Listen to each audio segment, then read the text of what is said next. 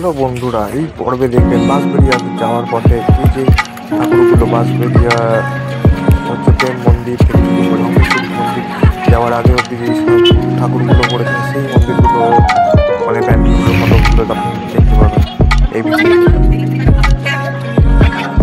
কন্যগড় থেকে চলে এলাম বাঁশবেড়িয়া কাটোয়া লোকাল ধরে কার্তিক ঠাকুর দেখতে। দেখুন বাঁশবেড়িয়া স্টেশনে আমি পৌঁছে গেছি। ওই কোণের বড় লাইট পোস্টের ওখান দিয়ে বেরিয়ে গেলাম। বেরিয়ে গিয়ে প্রথম প্যান্ডেলটা এটা দেখে নিলাম, কি সুন্দর করেছে হাড়ি দিয়ে, খুব সুন্দর লাগছে। এটা একটা পাখির বাসা টাইপের করেছে। এটা দেখতে মানে ঢুকলাম। আমি যখন গেছি দুপুরবেলা তখন মণ্ডপ ফাঁকাই প্রায়, খুব সুন্দর কাজ। এই পাচ্ছেন একটা খড়ের টাইপের কাজ করেছে, খড় দিয়ে ঠাকুর। সেই পথে আরো দুটো প্যান্ডেল পড়লো, এটা একটা, এটার ঠাকুর এটা, আর কিছুটা এগিয়ে যাওয়ার পর আরো একটা প্যান্ডেল পড়লো। এই প্যান্ডেলের ঠাকুর দেখুন এরকম। তারপর বাঁদিকের গলি দিয়ে এগিয়ে যেতেই ডান হাতে একটা বড় মাঠে পড়লো প্রেম মন্দির। এটা খুব সুন্দর হয়েছে। এখানে একটা নাট মন্দিরও রয়েছে, ওটা প্রতিষ্ঠা করা। তো মন্দির এইটা প্যান্ডেলটা দেখুন খুব সুন্দর লাগছে। আমি দুপুরে গেছি, রাত্রে হয়তো আলোর কাজ চলবে, আরো সুন্দর লাগবে। খুব খুব অনেকটা বড় জায়গা জুড়ে পড়েছে, দেখুন সুন্দর লাগছে এটা।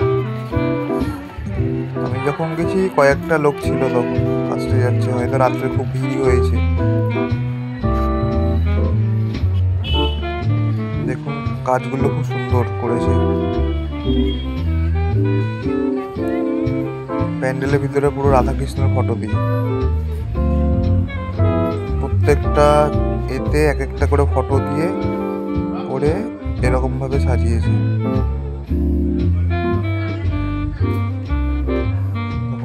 ঠাকুরটা দেখুন, শিব দুর্গা রয়েছে, লক্ষ্মীনারায়ণ রয়েছে। এই যে প্যান্ডেলটা, আর এই সাইডে বাঁদিকেই হচ্ছে ওই নাট মন্দিরটা। নাট মন্দিরের ঠাকুরটা দেখুন এরকম রাধা কৃষ্ণ প্রতিষ্ঠা করা, খুব সুন্দর। প্রেম মন্দির ফেলে আরেকটু এগিয়ে আসতে বাঁ হাতে পড়বে এরকম একটা প্যান্ডেল। প্যান্ডেলটি দেখুন রাজস্থানী টাইপের, কিছুটা ঘোড়ার মুখের মতো দিয়ে বানিয়েছে, ঘোড়ার মুখের মতোই অ্যাকচুয়ালি। পুরোটাই প্যান্ডেল ঘোড়া দিয়েই করেছে।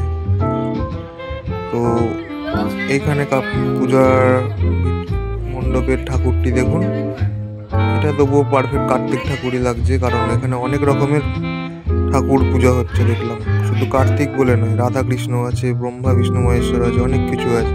তো এটা কার্তিক ঠাকুরই ছিল। তারপরের প্যান্ডেলটা আমার খুব সুন্দর লেগেছে, এটা মহেশ্বরকে নিয়ে করেছে। প্যান্ডেলটা খুব সুন্দর সাজিয়েছে, ত্রিশূল দিয়ে, ঘন্টা দিয়ে, খুব সুন্দর। দাঁড়ান ভিতরটা দেখাচ্ছি। এই যে দেখুন কি সুন্দর সাজিয়েছে, খুব সুন্দর লাগছে। সামনে একটা বড় শিব ঠাকুর করেছে, কিন্তু এইখানে কিন্তু কার্তিক ঠাকুর ছিল না, এটা পুরো শিবকে নিয়েই করেছে। যতদূর এগোচ্ছি আমি পুরোটাই এরকম শিবকে নিয়ে। দেখুন পুরো চারিদিকে প্যান্ডেলের গায়ে শিবের ছবি। ও সামনে দেখুন কেমন প্রতিমাটা করেছে, প্রতিমা বলবো না, এটা একটা পুরোটাই শিবকে নিয়ে, তলায় কার্তিক ঠাকুর মনে হচ্ছে শিবকে জড়িয়ে রয়েছে, এরকম ধরনের একটা করেছে। হেঁটে এসেই একদম সোজা নারায়ণতলা, যেখানে সবথেকে বড় কার্তিক। কার্তিকের সাইজটা দেখবেন তাহলে বুঝতে পারবেন এখানে কতটা বড় কার্তিক ঠাকুরটা। দেখুন এখানে ভোগও দেওয়া হচ্ছিল, পায়েস ভোগ দেওয়া হচ্ছিল। তো আমিও এক ফাঁকে নিয়ে নিলাম একটা বাটি। তো ওখানে ভোগ খেয়ে ঠাকুর দেখে তো আবার এগিয়ে চলবো সামনের দিকেরগুলো ঠাকুরগুলো। অনেক ঠাকুর হয়তো এখানে, আমি হেঁটেই দেখেছি যতটা পেরেছি। তারপর এগিয়ে আসতেই একটা নতুনত্ব দেখলাম, একটা মণ্ডপ করেছে হাওড়া টু জলপাইগুড়ি, নিউ জলপাইগুড়ির। এরকম রেল লাইন পাতা আছে। আমি এই রেল লাইন ধরে সোজা এগিয়ে যাচ্ছি, শুনলাম ওখানে একটা বন্দে ভারত রাখা রয়েছে। তো সন্ধ্যেবেলা নাকি বন্দে ভারতে চলাচল করে এবং মানুষকেও নিয়ে যায়। তো আমি সেটা পাইনি, কারণ আমি দুপুরবেলা গেছি, তখন বন্দে ভারত চালু হয়নি। আমি দেখলাম বন্দে ভারতের নিউ জলপাইগুড়ি স্টেশনের কাছেই রাখা রয়েছে, ওখানে রয়েছে।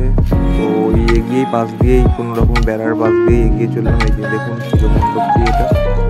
তো এখানে মণ্ডপটি দেখুন বিভিন্ন মূর্তি দিয়ে করা রয়েছে, যেমন টেলিফোন লাগানো, মানে একটা পুরোনো দিনের জিনিস তুলে ধরেছেন। আমি বুঝতে পারলাম না ঠিক আমি যদিও। তো এই যে এটা হচ্ছে কার্তিক ঠাকুর ওখানকার। তারপরে এগিয়ে আসতে এরকম একটা প্যান্ডেল করেছে, এটাও রাজস্থানি টাইপের, এটা আবার উটের মুখের মতো। এরকম প্যান্ডেল অসংখ্য করেছে দেখলাম এখানে রাজস্থানি টাইপের, কোথাও উটের মুখ, কোথাও ঘোড়ার মুখ। তো এইটাই হচ্ছে প্যান্ডেলটা, খুব সুন্দর লাগছে প্যান্ডেলটা এমনি। দেখুন প্যান্ডেলটার ছবিটা। তো তারপরে ওর ভিতরে এরকম করেছে মূর্তিটা। তো তারপরে বাস বেরিয়ে হংসেশ্বরী মন্দিরের কাছাকাছি চলে এলো, সেখানের মাঠে এইরকম একটা প্যান্ডেল করেছে। দেখুন খুব সুন্দর, জলপরি টাইপের, খুব সুন্দর। এখানে দুটো ভাইয়ের সাথে আলাপ হয়েছিল, তারাও একা একা প্রথমবারের জন্য এসছে। তো তাদের সাথেই মিলে আমি পরে ঘোরা শুরু করলাম আর কি। সেই দেখুন ভিতরের প্যান্ডেলটা, প্যান্ডেলের কাজটা দেখুন, প্যান্ডেল খুব সুন্দর সাজিয়েছে, খুব সুন্দরই লাগছিল। দেখুন পুরো চারিদিকে এরকম।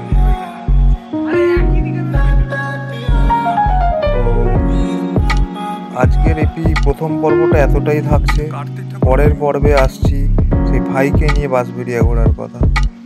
তো যারা যারা এখনো লাইক করেননি, সাবস্ক্রাইব করেননি, তারা প্লিজ করে নিন ও চ্যানেলটাকে এগিয়ে দিতে সাহায্য করুন।